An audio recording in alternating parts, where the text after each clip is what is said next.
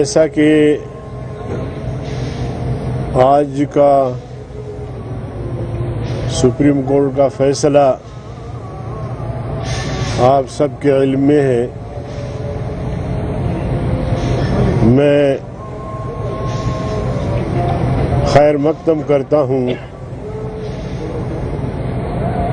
Supreme court کی اس فیصلے اور رائے کا، اور ہم نے ہمیشہ عدالت کا احترام کیا ہے۔ آج بھی جو فیصلے صادر ہوئے ہیں ان پر ہم اپوزیشن کی سب جماعتیں ہم عمل کریں گے۔ دیکھنا یہ ہے کہ کیا حکومت بھی ان فیصلوں پر عمل کا پابند ہوگی۔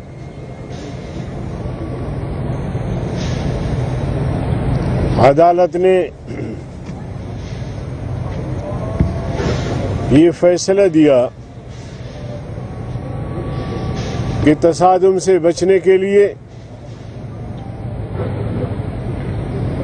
دونوں جلسوں میں فاصلے ہونی چاہیے تاکہ تصادم نہ ہو، خون خرابہ نہ ہو۔ اور ہم نے جب بھی جلسے کیے ہیں دنیا نے دیکھا کہ ہمارے جلسے پرامن رہے۔ ہم نے 15 ملین مارچ کیے جمعیت علماء اسلام کے پلیٹ فارم پر، آزادی مارچ کیا، ہمارے قافلے کراچی سے لے کر اسلام آباد تک، سڑک بھی چلتی رہی، بازاریں بھی کھلی رہی، کسی قسم کی تکلیف کسی کو نہیں پہنچا۔ اور پھر 15 دن ہم یہاں رہے۔ اسلام آباد کے دکاندار دعائیں کر رہے تھے کہ یہ دھرنا مزید رہے، ان کا کاروبار دگنا تگنا ہو گیا، کوئی خوف اور خطرہ نہیں۔ 25 مارچ کا جو ہمارا دھرنا ہے وہ بھی انشاءاللہ اسی طرح پرامن ہوگا انشاءاللہ۔ مگر اگر بدماشی کی گئی تو پھر اینٹ کا جواب پتھر سے دیا جائے گا انشاءاللہ۔ اللہ اکبر۔ جمعیت علماء اسلام اور ہم اپنے جلسے کا اعلان 1-1.5 مہینہ پہلے کر چکے تھے، جبکہ انہوں نے اپنی اقتدار کی کشتی کو ڈوبتے ہوئے دیکھا اور ان اراکین کو خوف زدہ کرنے کے لیے جنہوں نے ان کی رفاقت چھوڑ دی جلسے کا اعلان کیا۔ اب حکومت کا کام تو یہ ہوتا ہے کہ وہ ملک میں امن قائم کرے، ریاست میں امن قائم کرے، لوگوں کو امن دے، مگر اگر سرکار بدماشی پر اتر آئے تو پھر کیا کیا جا سکتا ہے؟ اور پھر آئے روز ان کے منسٹر عمران خان خود دھمکیاں دے رہے ہیں، میں یہ کروں گا، میں وہ کروں گا، اور کل کا بیان انتہائی شرمناک اور قوم کو ایک دوسرے سے دست گریبان کرنے کی کوشش کی ہے۔ عمران نے کل کے بیان میں یہ کہا ہے کہ جو MNAs PTI کو چھوڑ کر چلے گئے ہیں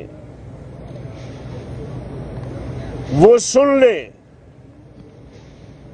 کہ وہ زندہ سلامت نہیں رہیں گے، وہ اپنے گھروں کو نہیں جا سکیں گے، ان کے بچے اسکول کیسے جائیں گے؟ لعنت ہو ایسے وزیر اعظم پر، اپنے آپ کو وزیر اعظم کہتا ہے اور پھر اس طرح کی باتیں بھی کرتا ہے۔ ہم نے تو روز اول سے اس کی وزارت عظمیٰ مسترد کی تھی، اور آج بھی ہم اس کو سلیکٹڈ نااہل اور نالائق کہتے ہیں، اور بھکلاہٹ کا اس قدر شکار کہ پہلے انہوں نے پارلیمنٹ لاجز پہ حملہ کیا، ایم این ایز کو زد و کوب کیا گیا، گرفتاریاں کی گئی۔ کیا یہ جمہوریت ہے؟ بلا جواز، نہ کوئی اشتعال، نہ کوئی ایسی چیز۔ پارلیمنٹ لاجز پارلیمنٹ ہاؤس کے زیر انتظام ہے، جہاں پارلیمنٹرین رہتے ہیں، 100 سے زیادہ خواتین پارلیمنٹرین رہتی ہیں، گھر ہیں، بچے ہیں، بغیر کسی نوٹس کے، بغیر کسی اشتعال کے دھاوا بول دیا گیا۔ پاکستان کی تاریخ میں میرے خیال میں یہ پہلا اور حکومتی سطح پر بڑا شرمناک واقعہ ہے۔ بے شک۔ اسی طرح سندھ ہاؤس پر اپنے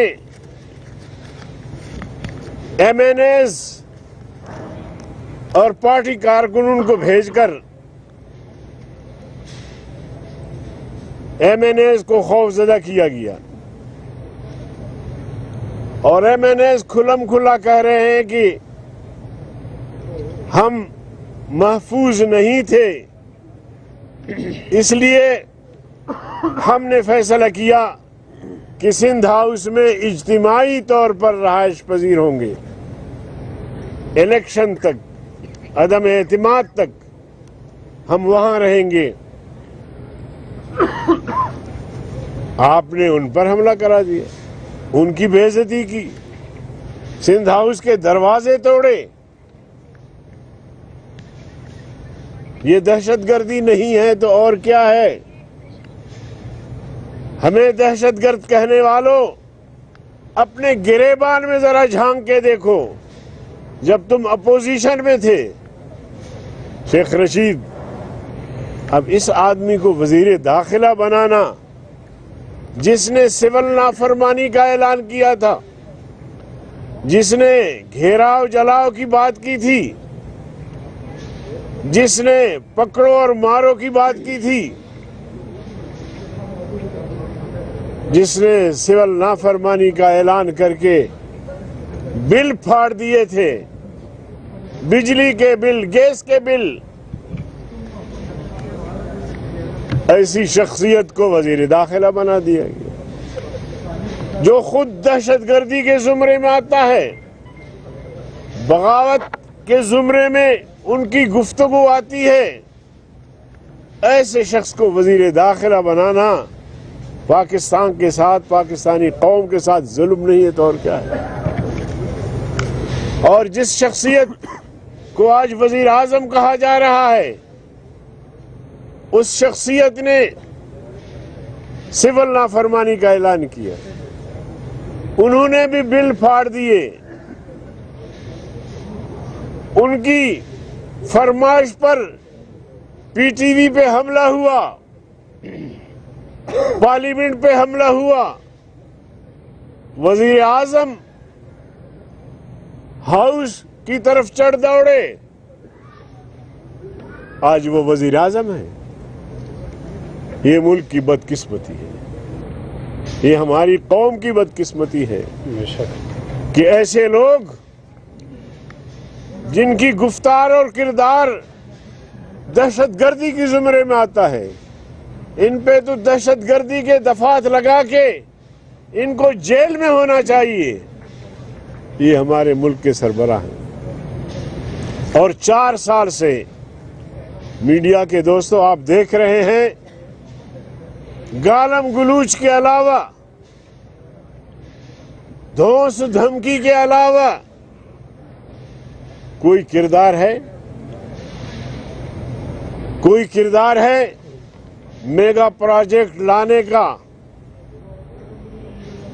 सड़कों की जाल बिछाने का, मईशत को आसमान की बुलंदी तक पहुंचाने का? सारे वुज़रा बैठ के आपके चैनल्स पे सिर्फ कौमी क़यादत की पगड़ियां उछालते हैं। तुम्हें इक़्तिदार मिला था, तुम बैठते, तुम एक प्लान बनाते, मनसूबाबंदी करते, मईशत को किस तरह बेहतर बनाना है, इन्वेस्टर पाकिस्तान में कैसे लाना है, सनतों का जाल कैसे बिछाना है, सड़कों का जाल कैसे बिछाना है, बेरोजगारी कैसे खत्म करना है। हमने जो वायदे किए थे 1 करोड़ और 50 लाख घर बनाने का, उस पर कैसे अमल दरामद हो? कोई चीज नहीं है। न इनमें विजन है, न कोई सलाहियत है, न कोई दूरंदेशी है, न कोई मनसूबाबंदी है, मुसलसल गालम गुलूच। और अब जबकि उनको यकीन हो गया है कि मौलाना फजल रहमान ने जिस तहरीक का आगाज किया था वो अपनी मंतकी अंजाम तक पहुंचने वाली है, ऐसे गालम गलूच, धमकियां जरदारी साहब को कहते हैं कि तुम मेरे निशाने पर हो। मुल्क का वजीर आजम किसी को डायरेक्ट इस तरह कह सकता है कि तुम्हें मैं फेर करूंगा? शर्म की बात मैं बार बार नहीं करता, जहां शर्म व हया हो तो आदमी बात करे, जहां इस चीज का फुकदान हो तो आदमी क्या कहे?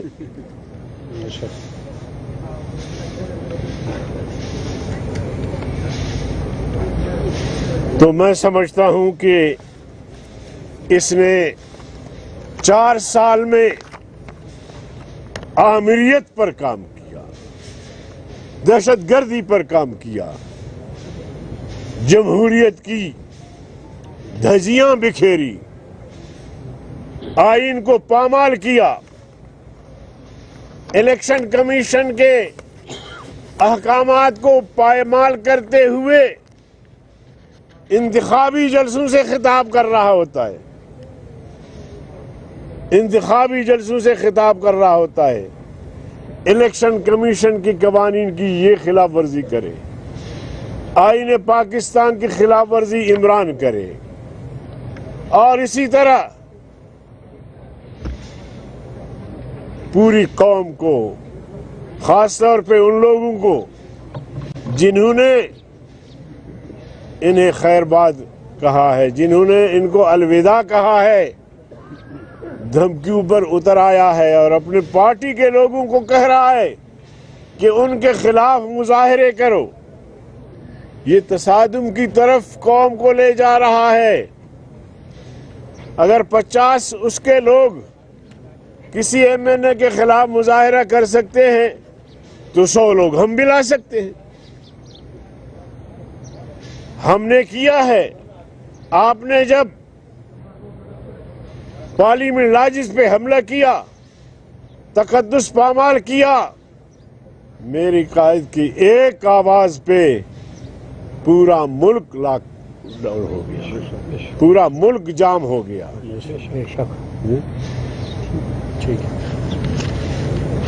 تو میرے عزیز دوستو، ہم یہ ساری چیز کر سکتے ہیں، لیکن ہم ملک میں بدامنی نہیں چاہتے، ہم تصادم نہیں چاہتے، ہم جمہوری اداروں کا استحکام چاہتے ہیں، آئین پر عمل درآمد چاہتے ہیں، ہم صاف شفاف الیکشن چاہتے ہیں، ہم دھاندلی کا راستہ روکنا چاہتے ہیں تاکہ آئندہ کوئی ایسا شخص سلیکٹ ہو کے قوم پر مسلط نہ ہو جائے. تو ہم نے جمہوریت کا راستہ لیا ہوا ہے، آئین کا راستہ لیا ہوا ہے، آئین کے دائرے میں رہ کر اپنا کام کریں گے. آج یہاں اسلام آباد کے، پورے اسلام آباد کے ہمارے یونٹس کا اجلاس ہوا اور انہوں نے شورا اور عمومی کا انہوں نے فیصلہ کیا ہے کہ ہم 24 تاریخ سے استقبالیہ کیمپ قائم کریں گے، روات میں، بارہ کہو میں اور 26 نمبر چنگی پہ، تاکہ باہر سے آنے والے ہمارے قافلے ان کی خدمت کی جا سکے اور یہاں بے انشاءاللہ اپنے اتحادیوں سے مل کر، چونکہ پی ڈی ایم نے اس لانگ مارچ کی میزبانی مسلم لیگ کو دی ہے، تو ہمارے ساتھی مسلم لیگ اور پی ڈی ایم میں شامل جتنی بھی جماعتیں ہیں ان سے رابطہ کر کے اور جلسہ گاہ اور اسی طرح جو انتظامات ہیں، معاملات ہیں، وہ سب باہمی مشورے سے طے کریں گے. بہت بہت شکریہ آپ کا. مولانا صاحب یہ بتائیے گا کہ ابھی ایک اطلاع آ رہی ہے کہ حکومت کی جانب سے یہ کہا گیا ہے کہ ڈی چوک کی بجائے آپ H9 والا جو جہاں پر آپ کا پہلے جلسہ ہے اس جگہ پر اپوزیشن جلسہ کر لے، تو اگر آپ کو ڈی چوک کے علاوہ کہیں اور پیشکش کی گئی احتجاج کی تو قبول ہوگا؟ دیکھیں، ڈی چوک پہ